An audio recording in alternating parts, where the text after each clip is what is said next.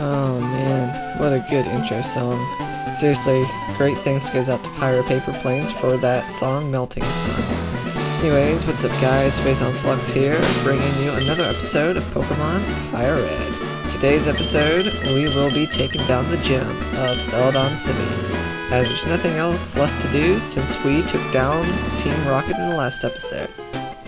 Now, there's a bunch of trainers in this gym, but a lot of them are skippable, because you only need to fight 2 of them to get to the gym leader.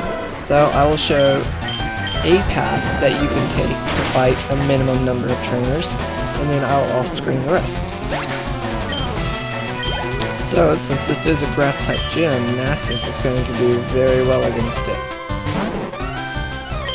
Fortunately, he's the only Pokemon I have that's particularly good against grass-type Pokemon.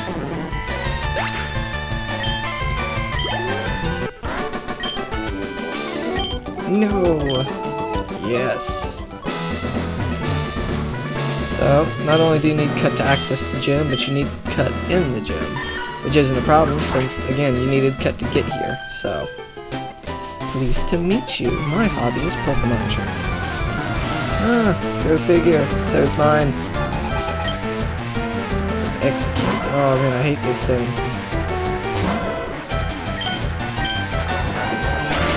Oh, that's funny, since Execute's also a Psychic type Pokemon, Bite is super effective against it.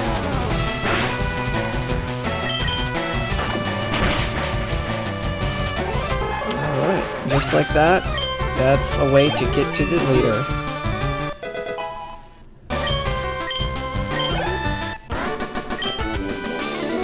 Splendid. Yes, indeed. Alright, the power of editing magic.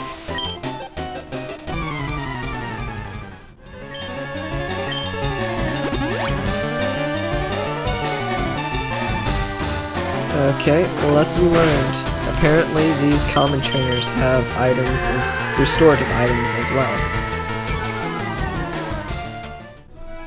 Alright guys, we're back and we're all healed up. It's time to take down the leader. Hello, lovely weather, isn't it?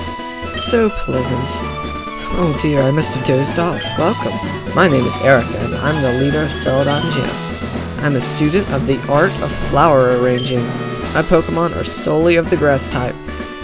She's a liar. Oh, I'm sorry. I had no idea that you wished to challenge me. Very well, but I shall not lose. Alright guys, leader Erica, the user of, as she mentioned, grass types, but she is not pure grass type. She uses grass and poison types. So, if you have psychic type Pokemon on your team, they will also make for great team members against her. Alright, the burn was exactly what I was hoping for. I probably should have equipped Nasus with a status healing berry, as Erica loves spamming status moves like paralysis, poison, even sleep. She also has absorb and those types of moves on her team as well, so she can make for a very annoying and resilient opponent. But if you pack enough raw power, she can't stand up to it. Ooh, that burned a lot more than I thought it would. But, as with every leader, she's got restorative items, so I know that another Ember's not going to do the trick. Tangela is a surprisingly physically defensive Pokemon, so Ember is going right through it as if it's nothing.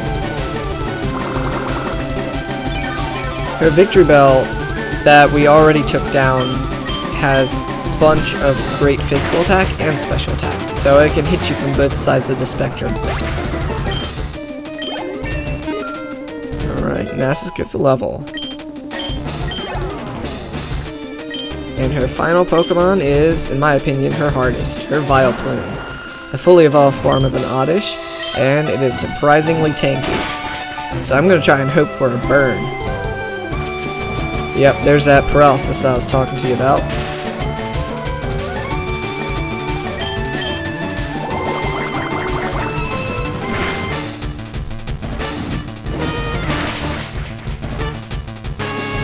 So another question I have is, alright, good, there's the burn. I don't think she can heal this with a restorative item. But anyways, I don't know why Erica just sat here while Team Rocket overran her city. Like, was she really that out of the loop? I figure Pokemon Gym Leader should have a little more authority in protecting their city. And so I was wrong. She can heal statuses, but it doesn't look like she has any more HP restoring items. But whew, good old Nasus soloed her by himself. Way to go, dude. He's definitely coming into his own. And with that, Leader Erica goes down. Oh, I concede defeat. You are remarkably strong. I must confer on you the Rainbow Badge. And we make bank. The Rainbow Badge will make Pokemon up to level 50 obey. It also allows Pokemon to use Strength in and out of battle. Please take this with you. See, TM19 contains Giga Drain. Half the damage it inflicts is drained to heal your Pokemon. Wouldn't you agree that it's a wonderful move? I would. But I'm gonna heal up once more off screen. Alright guys, we're back, and now that we obtained the Silph Scope from the Rocket Hideout, I say we go back to Lavender Town and finish up exploring the tower. So, as just a short little trip over there, I'll meet you there. Alright, here we are guys, back in Lavender Town, and as I mentioned, we will be completing the Pokemon Tower.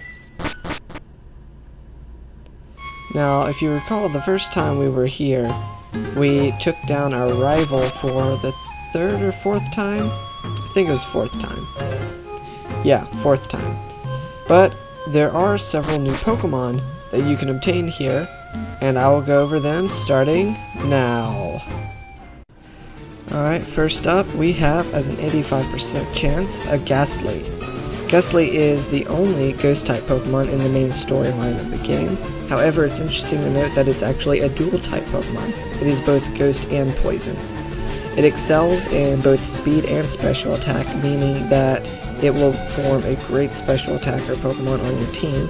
The only downside to this is, as of 3rd generation, Ghost is considered a physical type for whatever reason, so it won't get a good stab move. However, its evolutionary line is locked by trade, just like Abra and Machop. So to get Gengar, you need to trade it to evolve it. Another interesting thing to note is, also here in the Pokemon Tower, at a 6% chance, you can find a Haunter, which is the evolved form of Ghastly. However, just like with Diglett and Dugtrio in the Diglett's Cave, I would not recommend picking up a Haunter by itself. If you're going for the evolutionary line, I recommend starting with the Ghastly and evolving it from there. The only other Pokemon you can obtain here in the Pokemon Tower is a Cubone, which can be found at a 9% chance. Cubone is a pure grass, or not grass, excuse me, it's a ground type Pokemon that has very unremarkable stats all across the board. However, it has access to a unique item called Thick Club. As long as it's holding that item, its attack is constantly doubled. So it's like having a free sword stance at all times. So it can hit surprisingly hard despite what its stats may say, and it has interesting moves in the form of Bone Club and Bone Meringue. But other than that, it doesn't really have much going for it. Alright, for those of you who noticed that Ghastly and Cubone were previously caught during the new wild Pokemon of the area, okay, come on. Basically, that's because I already obtained footage for the new Pokemon of the video, but unfortunately the original file didn't quite work out, so I just had to do it again. Not really a big issue, but just for those of you who care why they were already caught, that's why. So I hope this fog in this area isn't too bad for you guys on your end. I know for me it's a little annoying at first to try to get used to, as it really makes it difficult to see where you can and cannot go. But once you get used to it, it's not too bad. But yeah, I just really hope it's not that bad for you guys. So one good thing about the Pokemon Tower here is many of these trainers are skippable. So that makes my life a lot easier. But unlike earlier, that one chick just really did not want to let me pass. But here in the middle of the tower as well is basically a free Pokemon Center. You step into this circle and everyone is fully healed. Zombies. Wouldn't it be cool if they had a zombie type Pokemon? Like, make a new Pokemon type? Actually, no. That would be a horrendous idea. I feel like too many different medias are trying to employ the whole zombie apocalypse thing. And it was really cool when it first came out and started gaining popularity. But now it's kind of annoying if you ask me. Just because of the fact that everybody's trying to do the whole zombie thing. Like, for example, The Walking Dead. I'm not saying it's a bad show at all, but I don't like the show. And that's because I've seen way too many zombie things lately. Again, I'm not saying The Walking Dead's a bad show, as from what I've seen of it, it actually has really good acting and a really good story. But it's just not quite for me. Okay, that's a really weird laugh, or nervous tick, or whatever it is that you are doing. Please stop. Another thing you'll notice is that just about every single one of these trainers has the exact same lineup. One Ghastly. That's it. Now, I'm pretty sure one of the trainers here also has a Haunter, but it's non-mandatory, so I won't be showing her. Assuming my facts are correct. If she is mandatory, then, well, you'll find out here in a little bit when I get to her. Yep, see, the exact same lineup. Basically, the trainers are just slightly tougher versions of the wild Pokemon you find in the area. Another critical hit. Wow, Zerath is on fire. Well, on electricity, maybe? If he was on fire, that'd be bad. Alright, but we're almost done with the area here. So much rare candy. I feel like the king of candy from Wreck-It Ralph. Be gone, intruders. Okay. So, the first time we came to Lavender Town, and I told you not to go into Lavender Tower yet, that's because as soon as you got to this point, you wouldn't be able to get past the ghost, because we didn't yet have the Sylph Scope. But because the Sylph Scope has the ability to identify ghosts, we can find out that it's actually a Marowak. Now, you cannot catch this Marowak. It's uncatchable, but you do have to beat it to get past it, which isn't really a big deal for Maokai. Oh wow, I was actually really expecting Maokai to one-shot it. But Maokai's got enough bulk to take whatever this Marowak has to offer. And just like that, it goes down. But I think that we will continue the tower next time. Thank you all so much for watching. Have a blessed day, and I'll see you then.